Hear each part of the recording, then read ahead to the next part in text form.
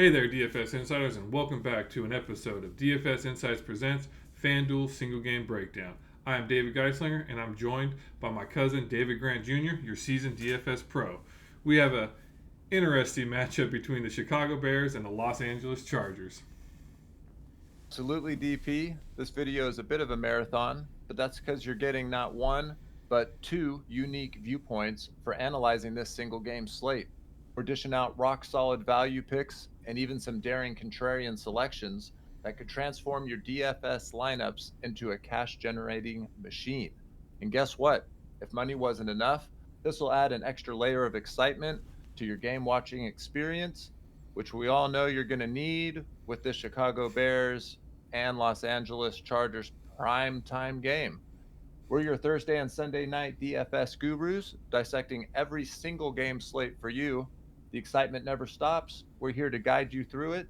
Don't forget to give that like button some love, hit that subscribe so you won't miss any of our future shows. It's all about winning together, and we can't wait to have you along for the ride. And be sure to stay tuned to the end of the video where the excitement really takes off. We're already put in the work to create a winning lineup, and we're ready to share our thought process behind them. Consider that like getting a backstage pass to our strategies. But that's not all.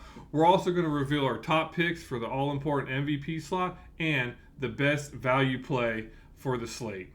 We're going to take the spotlight and who's going to be our secret weapon and let you, the audience, know. You'll find out right here, so don't go anywhere. It's lineup creation, it's strategy, and it's thrill of making the right choices or the wrong. You won't want to miss it. So, David, let's go ahead and start breaking down this game. Well, we got the 2-5 Chicago Bears facing the 2-4 Los Angeles Chargers, and from what I will admit, I have not. I've tried to not watch the Bears because I'm not trying to watch terrible football. And who would ever think? Well, I know the Bears weren't really great last season, but the Bears hit man. Bears fans just must be infuriated. I can't even imagine. They're well, that is what it is. And then we got the Chargers, also, not really doing too great. And they are favored by 8.5 points. So that's the Sunday night game coming at you. What are your thoughts on the spread? You think the Chargers can cover? Well, as a Green Bay fan, I like to see the Bears in the position they are. Even though this season the Green Bay's not looking so hot themselves, but I tend to kind of agree with the spread. 8.5 might I think seem a little high. That's roughly saying that the Chargers are going to be about 27 and a half points to the Bears 19, because I believe the over under is about 46 and a half on this matchup. Um, I see that as possible. Kind of looking at these ratings, I do give the edge to the Chargers just based on the performance. Their record is a little deceiving to me. Kind of looking at their strength of the schedule, sitting at 2-4, they actually currently have the third hardest schedule that they've played, while the Bears has had the 21st ranked. So Yeah, yeah, I see the Chargers little lead right now. yeah, that's fair. I mean, I'm seeing that the Chargers have played Kansas City, Dallas, the Raiders that obviously aren't looking all that hot, Minnesota, who just somehow beat my San Francisco 49ers. That was tough to watch. And then Tennessee and Miami. So you are right in that the strength of schedule has definitely been much more, a lot more difficult than the Bears. Um, the Bears, they've played Kansas City and Minnesota would be two of the teams that they have same, but then they faced Washington, Tampa Bay, and Green Bay. Um, so the big thing is Justin Fields, obviously being hurt. And from what I've read, I don't even know who Tyson Bagan is. And apparently he went undrafted. I know he started against the Raiders, didn't catch that game, so couldn't really give you a whole lot of information on him. So I would take a wild stab in the dark whenever there's a quarterback coming in who uh, the second string, typically that guy's handing the ball off, and I see them definitely the Bears being pretty run heavy. Yeah, So as we clearly saw last game, where I believe Foreman ended up with three touchdowns, I believe. So he yeah, yeah. he had quite the game for himself. Speaking of these players, let's go ahead and turn it over to start looking at the players of this single game slate and breaking it down here for our audience. So it looks like the first, we can kind of break it down into three tiers. Okay. The first tier being the more expensive players, the 17K to 13K. Then we'll kind of hit the middle tier, the 12.5 to 10K, and then we'll go ahead and hit the 9, 5, and below. So that'll be our three tiers. So starting off at the top, we got Justin Herbert. He's 17K. Um, so we got him, we got Allen, we got Eckler, and Foreman, up there at the top. Uh, Obviously, Justin Herbert to me is going to be the most, probably the highest owned MVP and highest owned player on the slate. So to be different, well, I really don't know how you get away from putting him at MVP, to be honest. But I've been proven wrong time and time again with football, so we shall see. Um, you know, with Allen, the Chargers receiver, he has upside of 20 targets as against Minnesota, and over the last 3 games, 9 targets with Kansas City, 11 targets with Dallas. He's got looks like 4 touchdowns on the year. Um, I'm a little afraid to play Austin Eckler. He's 14-5. He's only played 3 games this season. He's been dealing with some injuries, and that he was spotted limping off the field um, in the last game that they had against Kansas City. So uh, I'm I'm just at 14-5. To me, that's the scariest play of that top tier. What are your thoughts? I tend to agree, but disagree in a few slots, and that might just be from lack of experience, also known as the rookie here. But Mm-hmm. Justin Herbert, I'm trying not to put my grudge as I was in. I showed you that photo of me in the top spot winning 10K, and all I needed was the Chargers to beat the Dallas Cowboys, and lo and behold, Justin Herbert to the rescue ruined that for me. Oh So, man.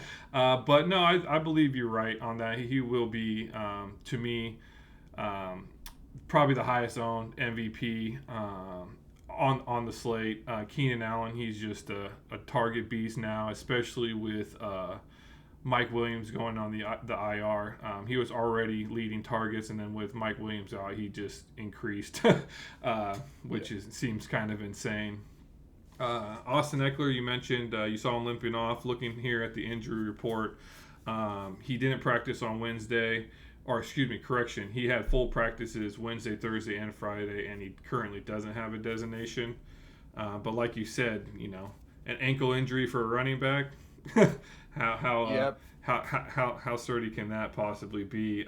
And obviously, I think Foreman increased his values, significantly last game with that performance he did, and I'm kind of hoping um, people go heavy on him again this week, and I might be just under the field slightly for him. I think Yeah. in this slate, just gonna trust the Chargers run defense, which it's hard to spit out. Yeah. I mean, it's again, from a game scripting point of view, to me, the Bears are going to just want to hand it off. I mean, I don't know if I am going to trust Tyson to be airing it out. So, but if they're going to be down going into the fourth quarter, which they probably will be, then he's not going to have a choice but to air it out. I mean, they if they want to win, I don't even know if that team wants to win, to be honest. Yeah. So, Well, speaking of Tyson, we'll go ahead and jump down here to the middle tier, and he's on top of that list, sitting here at 12.5. I it's hard to speak on him. Like you said, he went undrafted. They did, it looked like they a little bit better last game, and was that because of him? You know, we're about to find out. Can he make it too? I don't really consider the draft location too much. Yeah, he was undrafted, but you being a 49ers fan all know too well, Mr. Irrelevant himself, and look at him now. So, you know, true. is Very he true. is he another Purdy? Time's going to tell that, but I can't make that judgment yet. Dropping down DJ Moore. He seems to be settling in pretty good in Chicago. I had him in a few fantasy leagues when he was on Carolina, and love hate relationship there. But his production has been you know fairly well. Looking at target share 9, 8, 10 the last 3 games, and I mean, shoot, 45 points. He dropped 230 yards, 3 touchdowns. So, will he get that with this new QB? No. I Probably can not. I can confidently say that. No. Uh, Yeah. Yeah. Joshua Palmer. I was thinking about playing him, but with that questionable tag, I'm kind of waning off, and also looking at this injury report. It is a knee injury. He didn't practice Wednesday. He didn't practice Thursday, and he was limited Friday. So, with that being said, even if he does happen to play, how much does he play? Uh, Yeah. and that's huge. When you're looking for fantasy points, if he's not on the field, he ain't getting points. Cole And, Kmet, I'm a little biased with him. I do have him in my year-long fantasy league, but he hasn't been the knight in shining armor I'm hoping for. So, last yeah. game, Vegas, 0 points. The game before that, 1.9. I just don't see. I don't know if that was the quarterback just not utilizing the tight end. So I'm not going to go too heavy on him. So what do you think about these mid tier players? Yeah, I think the mid tier, uh, I will have quite a bit exposure to DJ Moore, and the only real reason for that, he's Chicago's number one receiver, and if I think that they're going to be trailing in the fourth quarter, which that's a pretty high probability, they'll have no choice but to air it out. And I mean, if I'm a quarterback coming in and I'm throwing it to someone, I mean, I'm going to want to throw it to my number one receiver. Agree, So agree. uh, I see the targets being there. Now, can DJ Moore make some magic happen if the ball's high behind him, all over the place? You know, I, he can, but it. I haven't seen enough of Tyson, the quarterback coming in, to really uh, give a fair assessment. Um, and other than that, with the mid tier, with Palmer's injury, I just, yeah, that's not sounding too good. If he plays, I will be under the field to whatever ownership he's projected for. I mean, if he's projected for 30, I'll be under. If he's projected for 20% exposure, I'll be under. Um, and then, down at the bottom, like you said, the tight end, Cole Komet for Chicago. I was kind of reading, it sounds like, him and Tyson just don't have the rhythm that he's built up with Fields. And so, um, usually when the backup QB comes in, I thought that the tight end would get more targets. That's usually just one of those easy dump off plays. Yep. Get me 5 yards, get me 7 yards. They usually get more targets, but for whatever reason, the last game and a half, uh, it's almost like Cole's is just not a part of Tyson's plan. So, um, yeah, that the middle tier's interesting. It's I really well, Devontae Foreman, he's kind of the top. He's kind of on that threshold. Um, it, it, you know, it I know Foreman we said is the top tier, but since he is right there on the borderline, Yeah. um, I think a lot of the people are going to game log troll, and they're going to see the 31.5 fantasy points. I think that's going to cause his ownership to be extremely high. And even though we know the Bears are going to run the ball probably 70% of the time, it's still, like you said, we're just going to have to cross our fingers probably and hope that the Chargers defense holds them to field goals and not to touchdowns. Yeah. That's kind of Yeah. how I see the game unfolding. Nice. Or hoping it does. Yeah. True. Yeah, I agree. So with that, why don't we go ahead and just hit up the bottom tier? What are your thoughts on some of this? I was gonna say I'm gonna let you go ahead and take take this one to start Yeah, off. that's right on. Yeah, I'll go ahead and finish this up with that bottom tier. So that kind of leaves us with the kickers, the defenses, and then a couple of other kind of just low owned, low salary, cross your fingers and hope something happens plays. I will say I will have quite a bit of exposure to Santos, the kicker for Chicago. He's 9K, at 19 points. Chicago's projected for. If they even get that, I see them kicking, more field goals than getting touchdowns. And when I looked at Dicker, the kicker for the Chargers, I think I'm just going to fade him completely. He's gotten one field goal attempt, one. I mean, the last time he even got 3 attempts was the second game of the season, and then Yeah. 2 attempts in the first game. But since then, I mean, you're getting 1 attempt. That tells me the Chargers are going for it. They're either converting third down very well, or they're going for it on fourth down and also converting. I mean, that's so. I'll be way under the field on Dicker. I think I might get a little frisky and add the Chargers defense in there. Maybe if I'm making 10 lineups, I might have like 2, maybe 3. My biggest play is going to be I'm going back to Parham Jr. He had actually been injured, and he would have got the touchdowns. He was targeted. I watched some of the game, and he just didn't catch it, unfortunately. And then Everett ended up getting the touchdown and end up getting a little bit more love than Parham did. So, and now you can see Everett is questionable with the hip. If he does tough it out, he did practice fully on Friday, but he's still listed as questionable. If the Chargers do get up on an early lead, I could see any guy being injured getting less snaps than usual. You know, I'm I haven't I when I was building my lineups today, I didn't see it necessary to really look beyond Parham Jr. That's not to say, for any of you guys out there listening, not, definitely always take a look at the complete roster.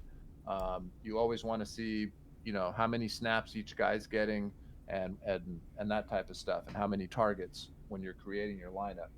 So, yeah, for me, it's going to be really the kicker for Chicago, Santos, and Parham Jr. for the Chargers. Nice. So, what are some of your thoughts on that bottom tier? Yeah, I wanted you to take the lower tier first because we always have the disagreement.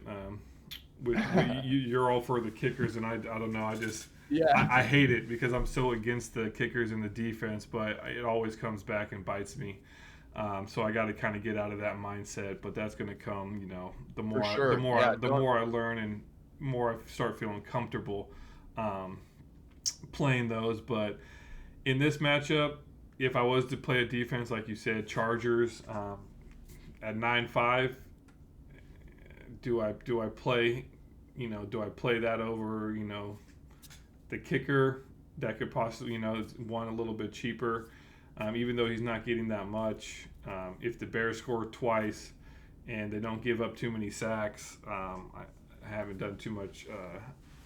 I haven't seen how much sacks they've given up, but did the Chargers get 5-6 points?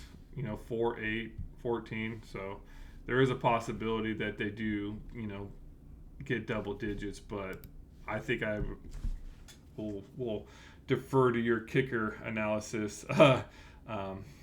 And go with the kicker. I do see Chicago's kicker being more viable than the Chargers kicker, but how, as we'll see later on, how I have the game scripted, I think I'm gonna utilize Dicker in a few lineups. I think going down, I think Rashawn Johnson does have a decent chance to get some points here at 8,500. That seems like be a good one. Darnell Mooney being their second string, or their second, wide receiver, their wide receiver number 2 would be a decent option, especially at 8,000. He hasn't had too many target shares, 5, 3, only 30 yards, 40 yards. So you're kind of really hoping that he gets one of those touchdowns, but with only one touchdown out of the last 6 games, it's kind of a dice roll there.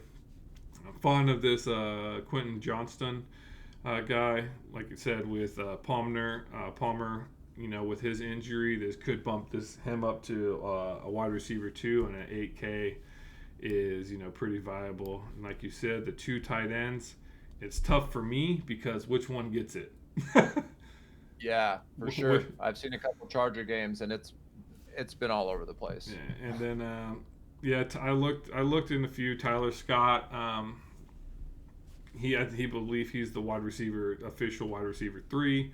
Velus Jones Jr. But these guys are all 1-2 targets, roughly in the last few matches, if that. However, the last game we found out, Shakir in the Buffalo Bills game targeted 1 time, and then all of a sudden he gets 7 last game. So there is a possibility. But I think the lowest I would go, maybe a lineup, would be Robert Tonyan. Just he is a tight end. And I'm kind of biased a little bit Green Bay, and I see him, potentially getting a few catches here and there. But it would be maybe one lineup out of 10, if that. Yeah, for sure. Because if the other tight end, as we saw, didn't get any targets last game, obviously, it might default down to Tunyon. And I know tight ends obviously do a lot more than just catch the ball. They're obviously blockers and doing other stuff. But yeah. Well, speaking of all these players and about lineup creation, let's go ahead and look at the lineup that you created and give us your thought process behind that. So I will admit I created this lineup trying to be unbiased, and actually that's not true. I was actually trying to go 3-2 or even 4-1 with going heavy on the Chargers. But every time I did that, the lineup seemed to come across as chalky. So obviously I'm trying to give you guys a lineup that is going to be something that you can put into a very large, the largest field tournament. So this is something you can enter in a 10,000, 20,000, 30,000 person type tournament. So I went ahead and put Justin Herbert at quarterback. Obviously, that's going to be the highest owned MVP, bar none. I'm sure he'll be between 60 and 70% owned at MVP, and for good reason. So I went ahead and I locked him in there because I figured I could get contrarian somewhere else. I'm rolling the dice on Parham Jr., and I know I'm kind of jumping down, but if I'm going to go with the quarterback at the MVP, you always want to line them up with someone with a pass catcher.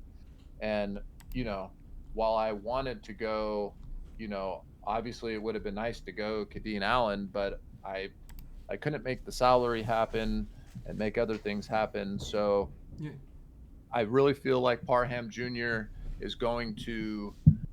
It is, I saw he's been the red zone target for them when they get in the red zone, and I'm rolling the dice hoping that Everett either play if he plays that it's limited. I don't ever hope for someone to get injured, but maybe his snaps are going to be limited, kind of like Parham Jr. was even when he came. He's kind of been in and out. He's been on the he's been injured. He's played when he's questionable, and it looks like the roles are finally reversed. Now Everett's the one with the designation questionable, and now Parham Jr. Is just good to go. So um, I'm banking on that. And then, like, with Foreman, I know that's also another chalk play. Um, but if they're going to be running the ball, Chicago running the ball 70% of the time, there's just not a world that I can see Tyson, their quarterback throwing the ball. So I went ahead and went Foreman, and then they got to if they are going to be scoring some kind of points, I don't really see it being touchdowns, unless Foreman breaks away or something. Which I mean, don't get me wrong, Devontae Foreman's a beast. I remember him in Atlanta; he crushed, um, and so that's also why I went ahead and went Santos. Um, so yes, there are three people from Chicago. Yes, that seems definitely contrarian. And then I put DJ Moore on there. Um, Basically, if I'm going to game script that Chicago is going to be losing in the fourth quarter, they'll probably be losing at halftime. And they're going to have to throw the ball at some point. And if they are, who better to go to than the number one wide receiver? So and with that lineup, notice I left 2,000 salary on the table. That's another very important factor when entering large tournament fields is leaving some salary on the table. So that way, if your lineup does hit and it does win, you're not sharing and having the lineup duplicated 50, 100, 200, 300 times. I've taken first and shared, I tied with 400 people. I won like $200. It was like yippee, like I'm trying to create a lineup that is going to take first and take first by itself. Don't get me wrong, I'm not greedy. I'm here giving you guys this lineup. I will be entering this lineup, and it's free to all you guys out there. I'm here to try to help everyone out there make some money as well. Um, so basically, you know, the final breakdown would be the Bears undrafted quarterback. So the Bears are going to be running heavy. The Bears kicker because LA, uh, because the Chargers don't go for many field goals. They seem to be touchdown or bust. Like I said, the Bears are going to be playing from behind in the fourth quarter. Um, Herbert at MVP because I'm that's whoever you put in MVP, that guy has to be the one who gets the most fantasy points. And then Parham Jr. as the red zone target, and with Everett being banged up. Um, and then again, I know Devonta Foreman. I know he's going to be chalky, but again, the Bears' offense is going to be mainly running. Um, yeah, so that's the breakdown. You got any questions or see anything? I mean, I know it's crazy going three Chicago Bears. I'm fully aware. Um, I will be making, I'll probably be making. Again, I'm not really the most excited about this game, so I'm not going to lie. So I'll probably be doing, 5 to 8 lineups in this game. Typically, I do go much heavier than that, but this game is not I I the matchup is what it is. So I will be putting my bankroll in the games that I'll be really, really watching. No, yeah, and yeah, I think it's interesting. I don't know. Yeah, That, going three to Bears with it, but those are the type of plays that that could set you apart. I personally see the game going a little bit different. Um, looking here at my lineup, I'm going with the 4-1 Chargers. I'm kind of following the over under at the 46 and a half. I'm going to go slightly over with the Chargers taking on those extra points, and I'm doing roughly about low 30s for the Chargers. So I can see maybe Keenan Allen getting a touchdown close to 100 yards. So I wanted to throw him in the MVP spot, thinking that will set myself apart from everybody using Herbert, which I still do have in the flex. And watching the last two games, 17,000 can be in the optimal lineup in the flex, and it doesn't necessarily have to be in the in the MVP. So I do want, because I do feel like Justin Herbert, the Chargers are more throw happy team. Even with Eckler back, I still see them as more pass happy. So, well, at least that's what I'm banking on in this lineup, is for Justin Herbert to be throwing the ball, and Eckler, he's going to get hopefully, maybe 40, 50 yards, and they're just, going to be, relying on the pass game. So, as you can see, like I said there, Keenan Allen, Justin Herbert. I'm going with Quentin Johnston as my next wide receiver for the Chargers, and that's due to Palmer being questionable. So I took him out of a few of my lineups. I still probably have, maybe a possibly few going forward, but with him and then seeing that injury report that he didn't practice, limited, I just don't know. Currently unsure, so unless I get some, differing news in the next, day or so, that won't change any of my opinion. Fourth player I do have for the Chargers is the kicker, where I do agree with you that the Chargers typically, it doesn't seem like they do their field goals. I'm hoping at least to get. I'm thinking I'm banking on about 3 from him. That's going the complete extreme. Because I don't even think he's kicked 3 field goals currently in one game this season. So I'm hoping with him in my lineup he breaks that mold. Uh, yeah, but I also need touchdowns from Keenan Allen and Johnston too. So um, he can stop at 3 and get the yeah, extra points on the touchdowns. And then my run back, I'm going with the RB2 Johnson. Well, I do think Foreman is a beast. He's going to be over owned. I have a feeling, like you said, those game log trolls are going to be there, so he's going to be there, and I'm hoping that Johnson can snake one of those touchdowns, or break off one of those long runs, and maybe even be more involved in the game script of the Bears doing a bunch of check downs, because their quarterback's still learning the playbook. So yep. that's kind of my take on how I came up with this lineup. Also leaving 1,000. I would prefer to try to leave about 1,500. I would be a little bit more satisfied with this lineup, but I think this would be a decent lineup to enter into that 100K to first tournament, and at least make some money. You might, it might not be too contrarian enough to maybe win the 100K, but I think this will be, a good money play. For sure.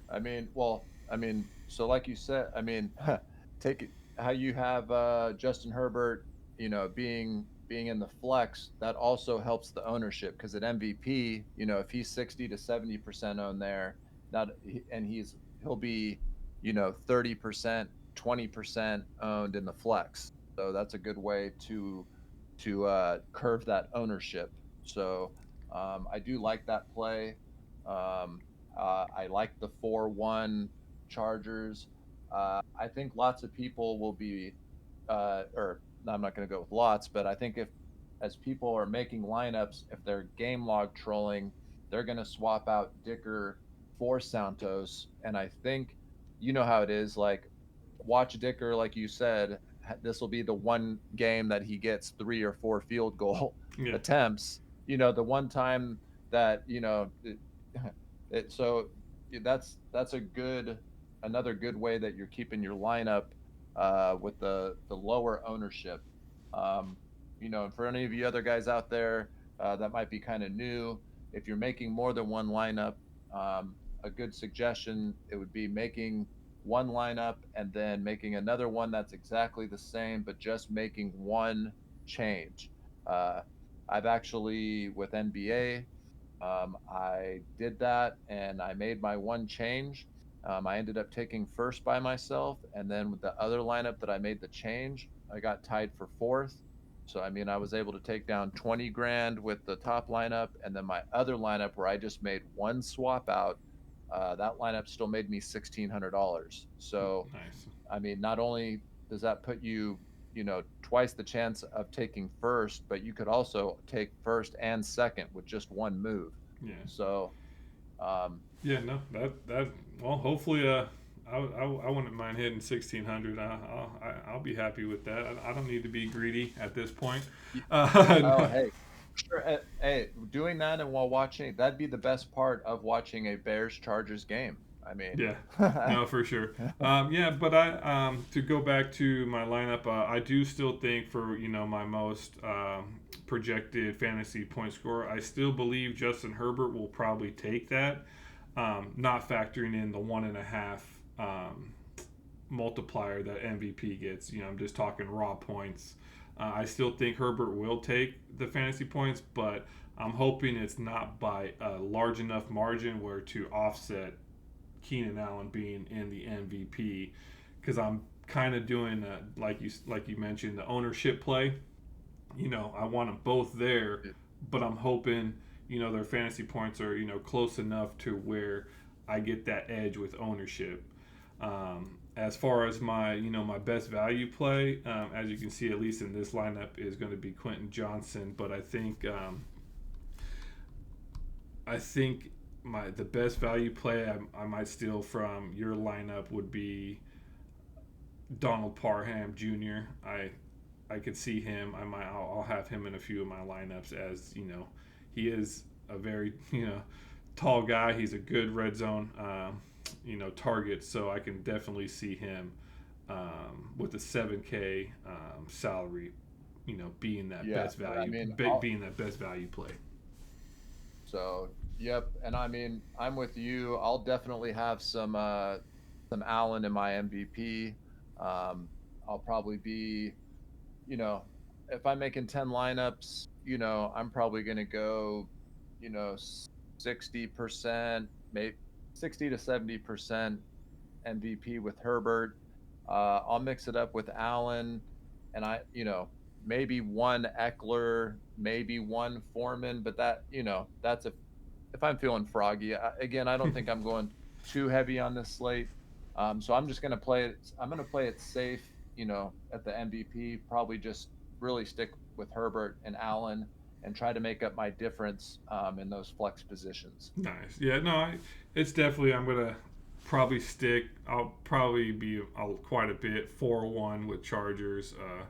Be bulk of my the lineups. I think I might throw in to switch it up like you kind of did, the 3-2 Bears, just to be that opposite spectrum in case for whatever reason the Bears decide to show up. So, Yeah. but yeah, and with that, everybody, please let us know who do you think your top fantasy producer will be for this week, and also your best value play, and who do you think is going to win in tonight's matchup between rookie and pro. These lineups will be both entered in, and we'll be basically going against each other, seeing who scores the highest, and we'll do We'll let you guys know who the winner is in the next episode. And with that, you guys have a good one.